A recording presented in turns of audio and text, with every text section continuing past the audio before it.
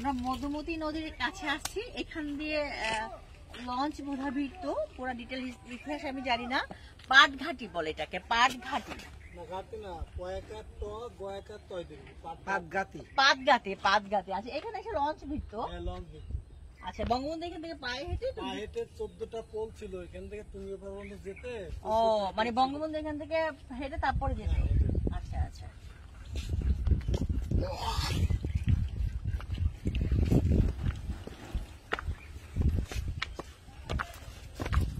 ভালো লাগলো বঙ্গবন্ধুর এই স্মৃতিগুলিতে বিচরণ করে।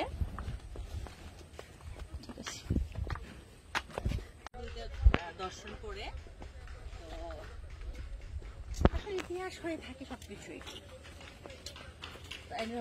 ভালো লাগলো। আমরা মাজার জিয়ারত করে ইনশাল্লাহ আবার চলে যাবো আমাদের গ্রুপটা ওইখানে। মনে হয় আমাদের গ্রুপটা ওই যে ওইখানে কতগুলি মানুষ আসছে, আমরা অনেক মানুষ আসছি আমরা। ওদের একটু দেখাও।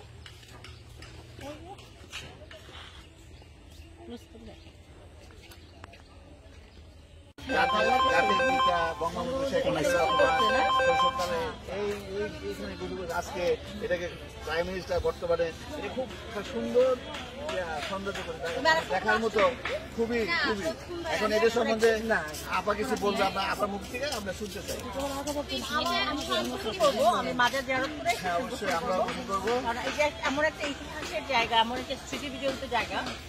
বঙ্গবন্ধু যেহেতু এখন আমাদের মাঝে নেই, আমরা এখানে এসে ওনার ইয়েটা অনুভব করতেছি আর কি।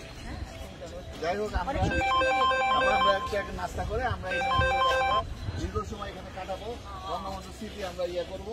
এখানে অনেক সময় থাকবো আমরা রাতে। হ্যাঁ, অনেকক্ষণ থাকবো, ভালো লাগবে এখানে এসে।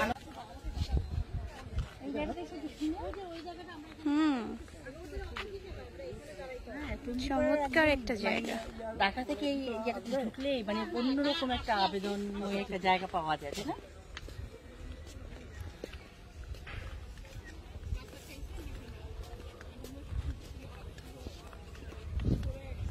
কাপড় আনলে তো এখানে বসে করতে পারতাম।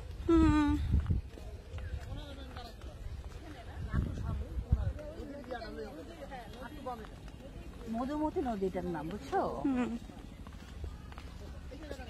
হঠাৎ করে আবার রোদ্র উঠে গেল। এরকম mismatch organization I don't like. এইরকম আমাদের ফাউন্ডেশন কখনো হয়? এটা আসলে দেখতে হবে, পার্সোনাল একটা ইনভিটেশন তো। না, ওর কথা বাদ। আমরা এর মধ্যে কোনো ইনভলভমেন্ট নাই, বা আমরা ইচ্ছে করে জড়াই নাই। আমরা শুধু আসা যাওয়ার ব্যাপারটা একজন আমাকে, হ্যাঁ তুমি বলছো, একরাম বলছে এগুলো আমাদের অর্গানাইজেশনের নাম জানি কি বললো তোমাদের? ছায়াবিথি ইনভাইটেশন করছে, দেখে আসছি না। কিন্তু আসলে যে কোনো প্রোগ্রামই পার্সোনাল হোক আর দলীয়ভাবে হোক, এটা সুন্দর অর্গানাইজড হতে হয়। কিন্তু আমি কি ভুল বললাম?